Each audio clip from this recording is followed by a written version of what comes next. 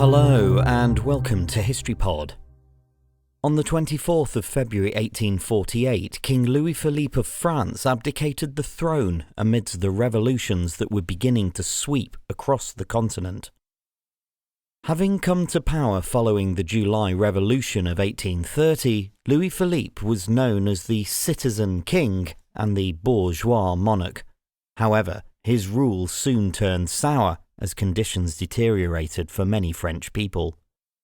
Louis Philippe came from the more liberal Orléans branch of the House of Bourbon and had even been a member of the Jacobin Club in the early years of the French Revolution. Having fled the country during the Reign of Terror, he returned to France during the Bourbon Restoration. Following the abdication of Charles X in 1830, he was proclaimed King of the French by the popularly elected Chamber of Deputies. Louis Philippe's reign began positively, but over time he faced mounting opposition as he favoured landowners over bourgeois industrialists and reduced the electoral franchise to only about 1% of the population.